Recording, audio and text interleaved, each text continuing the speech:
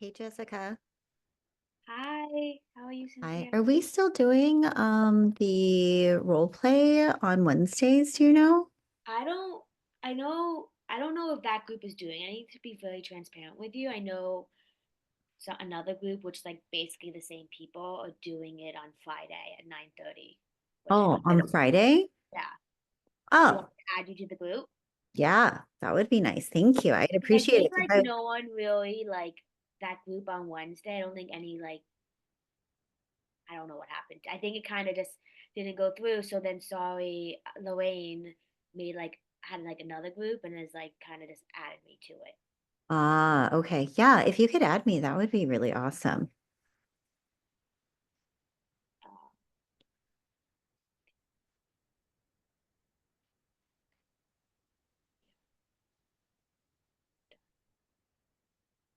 contact. Oh, you don't use iMessage. Okay.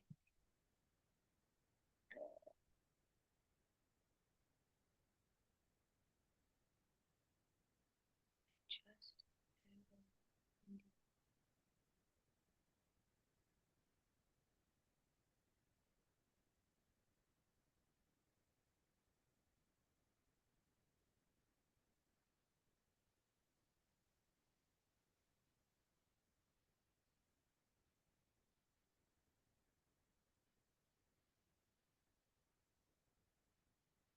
it's Eastern Standard Time. Is that gonna be a problem for you? Eastern Standard, what time Eastern Standard? 9:30. So that's eight Oh, thirty. 9:30. Yeah, that's fine. That's fine. Thank you. Okay. I just added you. So you need to get an iPhone, girl. You're the only No, chat. I have an iPhone. Oh, okay. So it's me who's having the problem. Okay, I'm having a phone problem. I will add you once I have service. Oh, okay. I was Awesome. about to say, I was like, no, I'm an iPhone girly. My husband is an Android, so No, we're divided. I had no services since like 10 o'clock today, and I was like, after this, I'm going to AT&T and figuring out what's going on. Oh But no. it's like everyone's like emailing me like, "Are you okay? No service. Oh, really? Why are you not replying back to my text messages?" I'm like, I couldn't tell you. Oh Didn't answer. no. At least people know. At least I know people care about me. Right? Yeah, absolutely. Hi, Mike.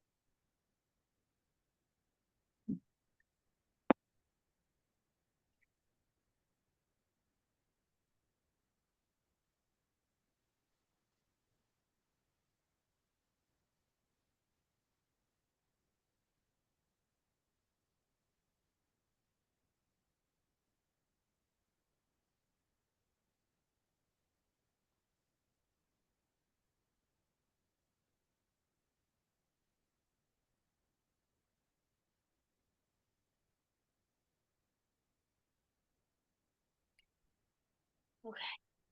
I text them to add you. So either I'll add you when I have my phones are better, or they'll add you now. So I don't one of the All right. two. Awesome. Thank you. Oh look, Alex could add you.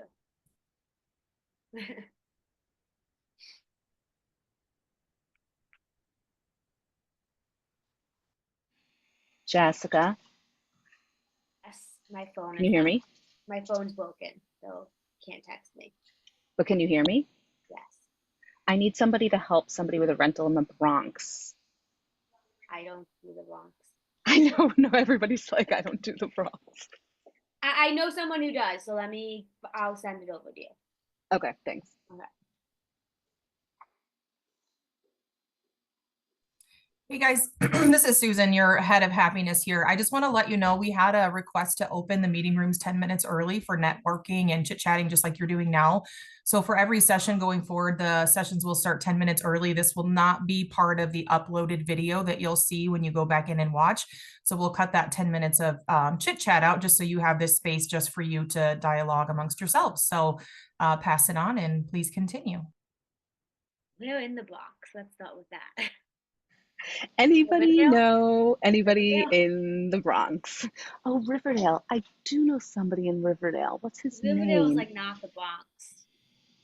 It's it's close though. No, it's the Bronx. It's just considered not like in No, Manhattan. yeah, I know. Good morning. Morning. Hello. Oh, there Well, you I go. wasn't supposed to be here today, but Good I'm going to go through morning. training and Mike will open this up for a group discussion. So how is everybody today? Great.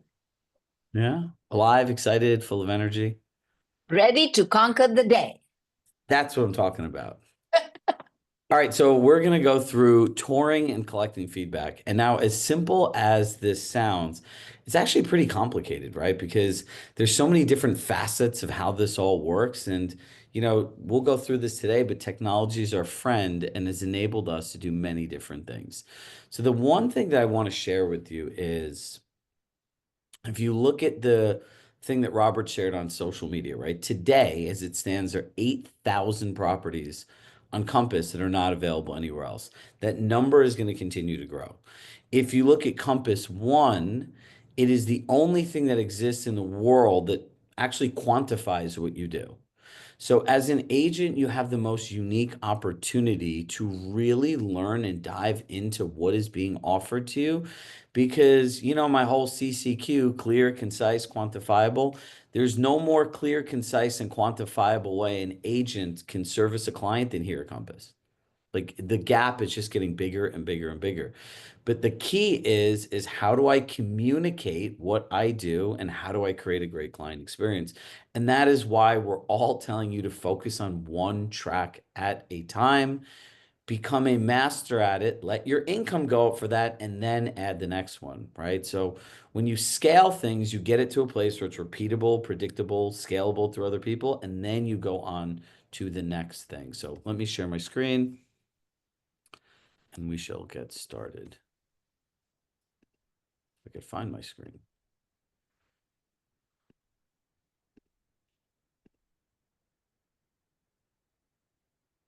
I've been spoiled by 2 monitors.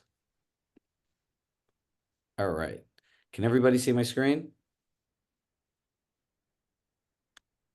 Somebody give me Alex. Okay, I can see you. All right, cool. Touring properties and collecting feedback. So we're going to go through the overview of touring properties and collecting feedback. The challenge with touring and collecting feedback, leveraging AI, the client experience, and what your role is as an agent, the experience of scheduling a tour, integrating functional flow, right? My favorite words, during showings, collecting feedback, putting it all together, and applied learnings. So look, I think and I believe how it starts is how it goes. So as you start taking buyers out, you're setting an expectation. And just remember, every touch point is an opportunity to reinforce the value you create in exchange for the compensation that they are paying you, right? Because it's like, look, we know when we go places, if one thing goes wrong, we're like, I'm paying all this money for this stuff. It's not going well. Remember, it's the same thing for us. Scheduling touring is such a critical step in the home buying process, right? And feedback is a huge component of it. It is our job to remember the houses, the feedback, the tours, where they went, what they said, how that aligns with their goals, expectations, unique situation, their med C. And again, it's the most easy way to reinforce your value proposition. But now here's the challenging part about this. It involves in-depth listening to take notes, right? So I would say you can listen to respond, or listen to take notes. And if you're doing more than one, you're not listening at all, right? Conversations happen through all these different ways: emails, text messages, phone calls. Then, after all of this, how do we capture all the details, right? From the beginning, while we're at the house, after. And then where we struggle is many of us don't have a structured system to ensure that we capture what we need to capture and that it's repeatable and it has predictable outcomes, right? That's the challenge that we have today. Well, if you think about it, my buddy, the Plod Note, solves that challenge, right? You can get a Plod Note that goes on your wrist. You can get a Plod Note that you wear as a chain. You can get a Plod Note that goes on the back of your phone. It is an AI voice recording device, and I believe everyone should invest the $200 for a year that it costs. But now it allows you to be present and capture all the information. It can organize the notes and follow-ups in minutes, right? For those of you that are on a team that have staff, You can literally send it to a staff member and they could organize everything, put it in a recap email, send it to a client before they even get home. Now that is adding value. You take this step out of it.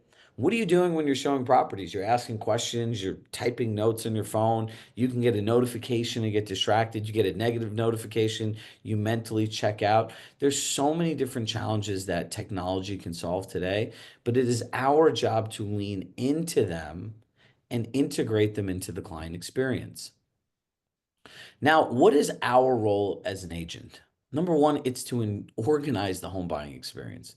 If you're not organizing all of these different things for people, why are they paying you?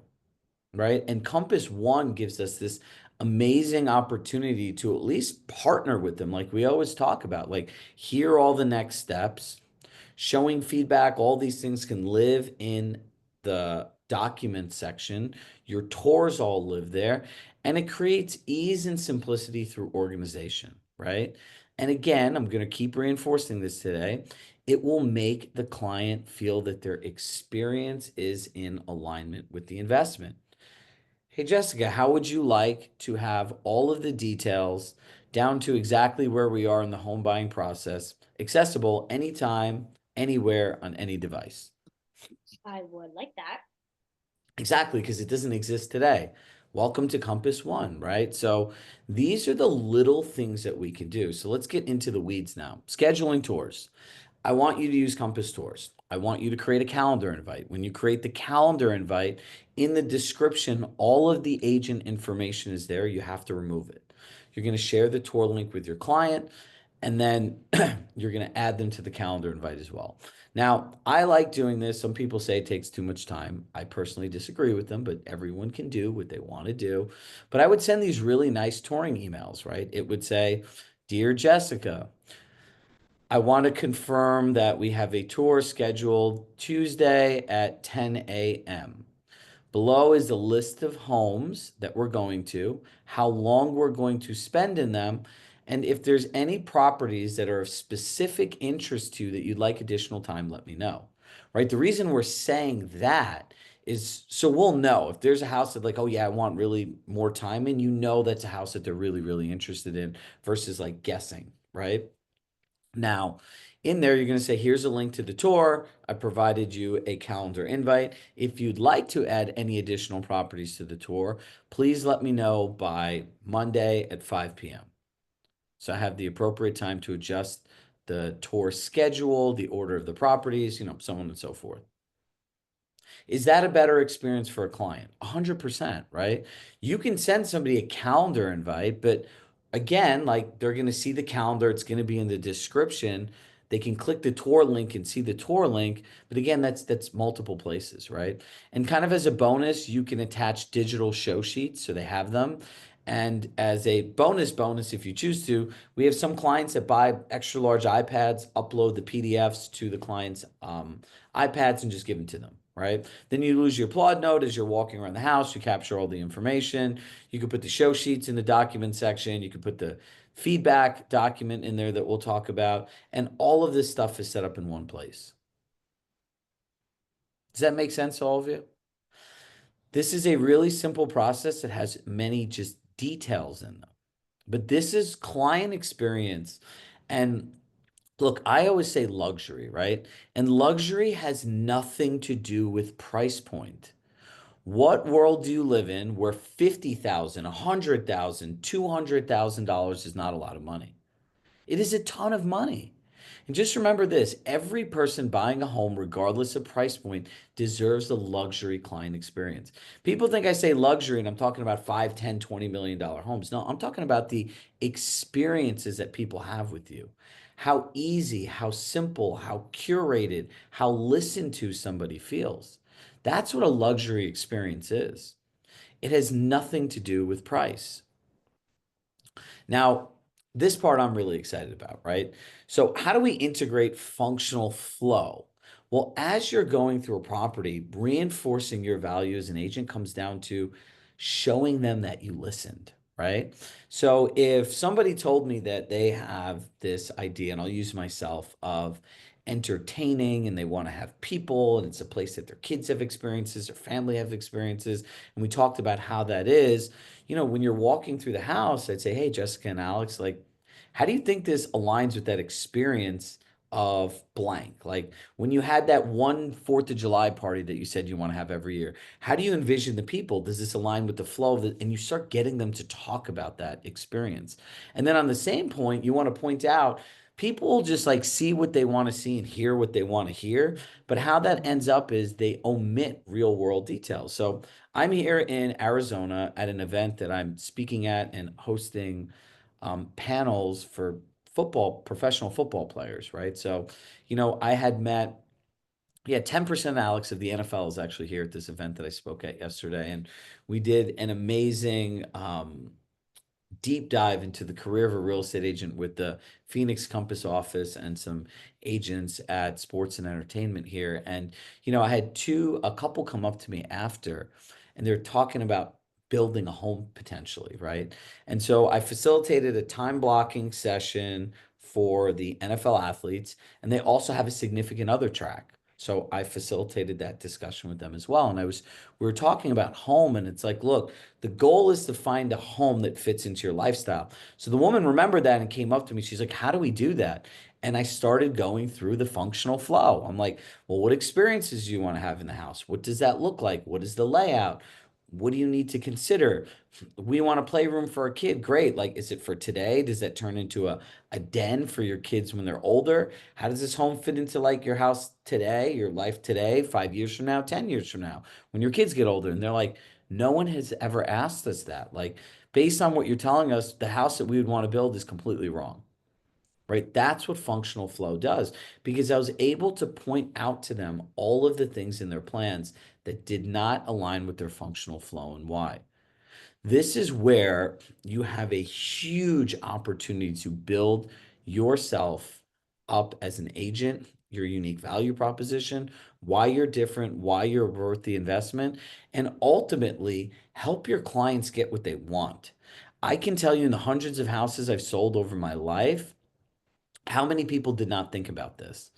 And then you see them struggling, and then they want to move 2 or 3 years later and they're frustrated. And it's all because they didn't think about their functional flow. Collecting feedback. What the hell does feedback even mean? Right? Like, what are we collecting feedback on? Right? So, some simple questions, right? Like, did this align with your functional flow? What parts did align with your functional flow? What parts did you like the most? Were there any deal breakers in the house? Do you want any additional information? Is there anything else you'd consider? And these are just general questions, but based on the way that you run your business, like somebody selling $20 million houses in LA, somebody selling apartments in New York City, and somebody selling starter homes, all are going to have different questions, right? Because every community is different, every type of property is different, every client is different, every business is different. But ultimately, questions that streamline across all of them is one, like, how did this house align with your functional flow? And they'll talk about it, right? What things did you see in the house that were deal breakers? Meaning, was there anything in this house that we need to just adjust and look for as part of a functional flow or a deal breaker so we can filter properties out so that we don't have to look at them, right? You want to keep the questions consistent, meaning if it's repeatable, predictable, and scalable, there is a process and continuity to it. Then you're able to take all of their feedback and organize it into a Google Doc because you've captured it on your Plod note. You can go into ChatGPT and type the prompt. My name is Alex Augusta. I'm a real estate agent with Compass. Below are notes of my clients' feedbacks for the property. Organize them by property and feedback in bullet point notes so it's easy for the client to go back, review today or in the future. Share it in a follow-up email. Hey, Alex, it was great touring the properties. We saw these 4 homes. Here's a recap of your feedback. I promised you I would get you blank, blank, blank. I'll send it to you tomorrow by blank, and that's it, right? And you store the document in Compass One. It sounds really simple, but again, it takes practice, repetition, and system, right? So how do we put this all together? Number one, you have to order a Plod note. Number two, and this is the most important, you need to create this client experience for yourself, right? Like I would literally find a buddy in the office and I would take turns touring a vacant listing if either one of you have one, or go to a different one, and then go through this process. Because guess what? You're going to want to see when the calendar invite goes to the client, what it looks like, even though he does. You're going to want to see with the tour when it's added to somebody, what it looks like. You're going to want to see what your recap email, you're going to want to go through this whole thing and role play this out with each other. And then at the end of it, you can create a system for yourself that talks about the tours, the confirmation email, and the follow-up email. So this is a difference between, giving a man a fish and teaching somebody how to fish. I want to teach you guys how to fish here today, right? This is a shift in mindset. We've talked about the tactics and the frameworks, and that's really the only applied learning, right? Like you want to go through the entire client experience. You want to feel comfortable and confident in the process. You want to practice asking each other the questions. And when you look at the Plod note, you're going to want to see how is it capturing information. You're going to want to use different ChatGPT prompts to ultimately see how it organizes the notes in a way that makes sense for you. And remember, with prompts, once it's figured the notes out once and in the format you like it, all you have to do is put the next set of notes and it'll organize it in the same exact way. So this is all about doing the hard work once. And remember, as you have real world experiences, you have to make the necessary adjustments. All right. So that is it for me today. Mike, where are you? Right here, guys. How are you? Good. Let me pin you here. Thank you. Appreciate it. All right. Wayne Miller. Oh, God, got all kinds of good people here today. Hi, everyone. Yeah, we'll follow up on this. This is, the context of information when it comes to showing and tours isn't a lot, but the conversation is very personalized. And each of you have not only systems in place within your market, personalized ways that you like to kind of just talk and discuss with people that can vary. And so I think there's really three things that I want you guys to dialogue and ask questions around right now. Number one, whether it's a Plod note or whether it's something to take notes, your brain doesn't have the capacity to remember in real time with accuracy what was said when you are touring multiple properties, right? So like think about whether it's the game of telephone, I say something to that person, they say it to the next. By the time it gets through, it gets chewed up and it gets transformed. Your brain is doing that every day, right? Information comes in. The longer the period of time before I want to try to access that, the less accurate that information is going to be. And so whether it's a Plod note, whether it's AI, whether it's just a normal voice recorder, whatever it is for you, right? Making sure that you have accuracy on what people are saying and how they're relating to the tour and the things that they found unique or interesting or not so great, that's really important. And also being able to regurgitate that and say, hey guys, so here's what I heard today to my client, a day later, because how they've translated in their mind also might be a little different. So it's really important that we're constantly getting feedback from our client of like, I heard this, did you hear that? Right? Is that what you intended to say? Is this what you intended to feel or mean? So that's number one, is I want you guys to dialogue a little bit or ask questions around, and maybe if you guys can even put in the chat right now, if you have other things other than Plod, I want to provide multiple sources or takeaways today of how you can gather that information accurately. Number two, experience is everything, right? Experience and how they feel during a showing and during that process and during your tour from start to finish is really, really important. It's important to build more trust with you as an agent. It's important so that they'll trust your advice and opinions as they get closer to a decision. But so much of that is also based on expectation setting. And what I mean by that is you're a professional, the 10 to 12 things that could happen at every single listing that can cause them to feel uncomfortable, upset, not right, a little bit out of sorts, or that they might blame on you in regards to professional process. One of those is cancellations, right? And so what happens in our consumer's mind is that when they're surprised about something, especially when it's something that in our world, it's normal, there's a little bit of what we call chaos theory. It's conflict theory that tells us that the person gets upset. The level of their upset varies based on the human being, but it begins to erode a little bit of the trust that they relate to you, right? Especially on situations that they can't control. So when there's a canceled showing and you're pulling up on the showing and they've never really been told that that could happen, even though it's logical and rational, it ends up something where they go, oh, my person should have told me this. And if, let's take Jessica, for instance, let's say Jessica, you know, you go out and you show somebody a property somewhere and you walk through the door and the listing agent is there, It which always is very comes up. common in New York City, right? So it's one of those situations where if we do that and the person goes, whoa, why is the other agent here? Why is the seller home? Or what's going on? And you go, oh, that's totally normal. That's totally typical. In their mind, if it was so normal and so typical, why wasn't I informed about it before I was surprised? So there's a whole series of also expectation setting, guys. And this is why Chirag says, go through the process. Don't look for somebody like our company or somebody else to just give you, like, here's the process and here are the things to do. Go through it step by step.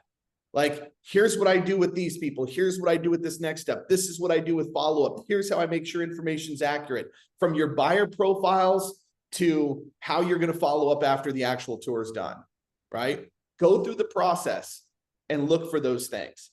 The third thing I want you guys to kind of dialogue today is just the attribute of small, unique touches. I would love for you guys to share, like, what do you do during tours or showings that you feel like adds a personal touch, whether that's for you personally or that you feel like it's personalized to the client, that kind of goes the extra mile. If you don't mind sharing with the group today, those are the three things. So other things that you can collect data with, plot notes, etc.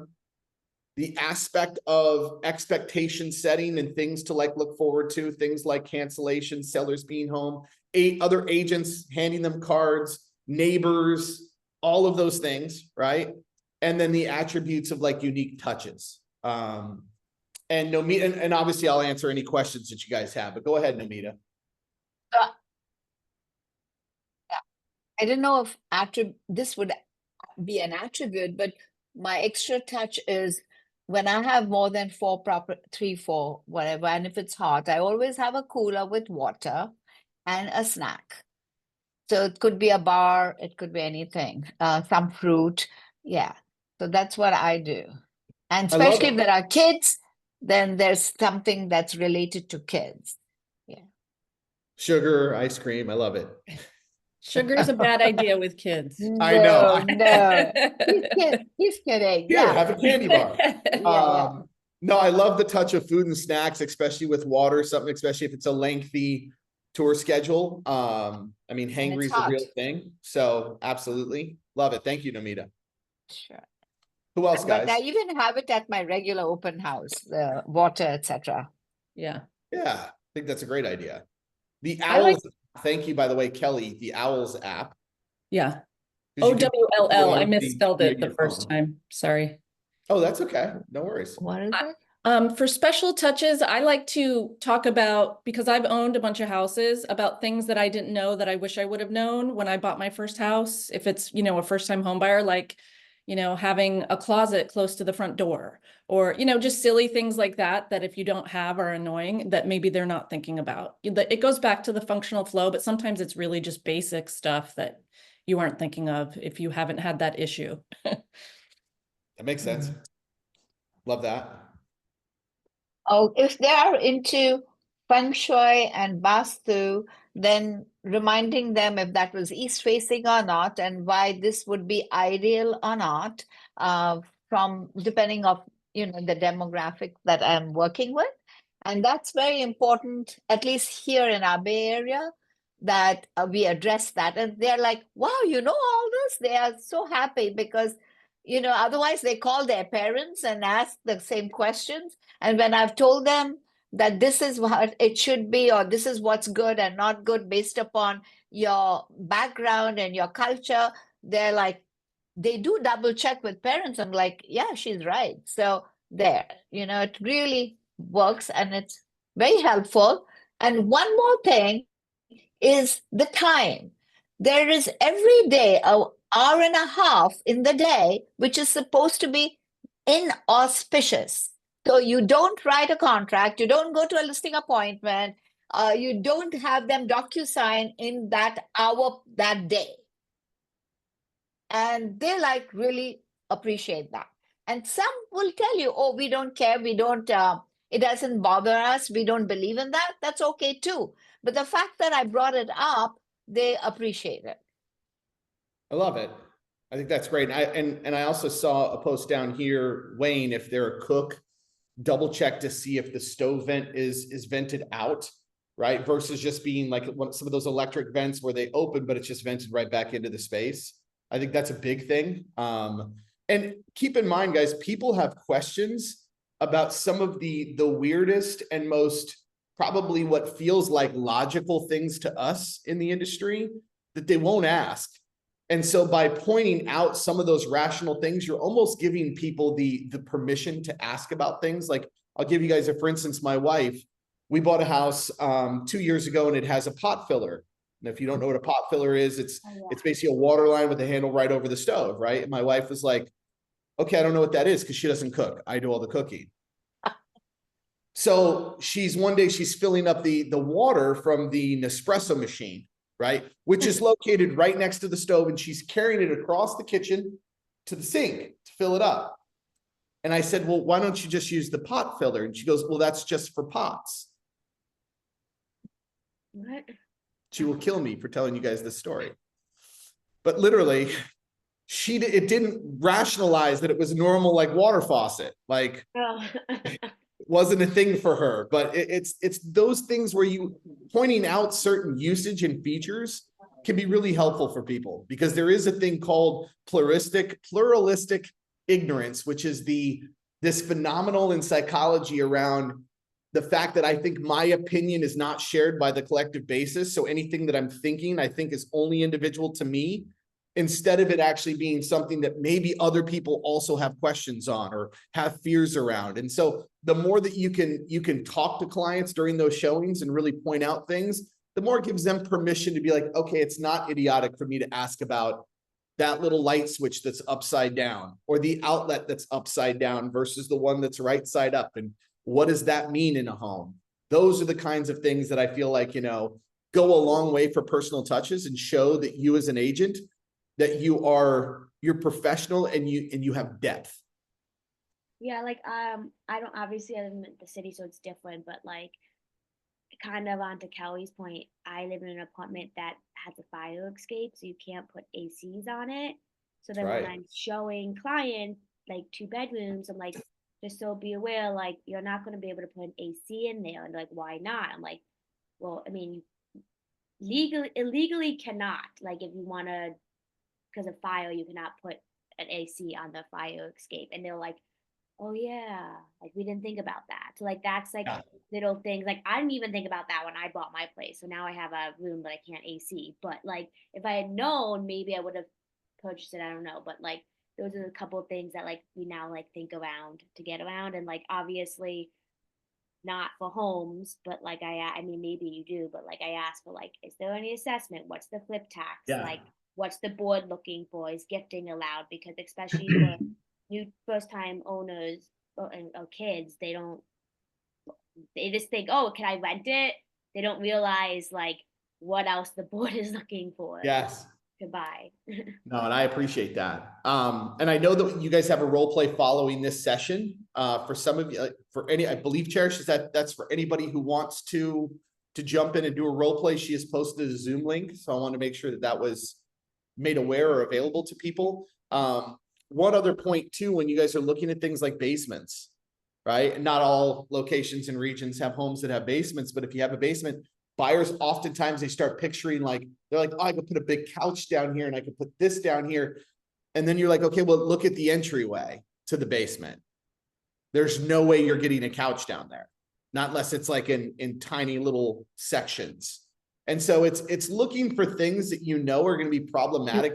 You haven't met the couch people that cut up couches. The couch Let's live for those people. The I love couch it. doctor.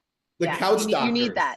Yeah. Okay, so, but point those things out so that they know they're gonna need a couch doctor in order to get a couch down there. I love that, Alex. Thank you, guys. I'm gonna be helping facilitate the 12:30 session, guys, today as well. So I will see you guys in about a half an hour if anybody is in the team leader track. Other than that, I'll be running my prospecting session tomorrow. And thank you guys for coming out today. Look forward to seeing you guys soon.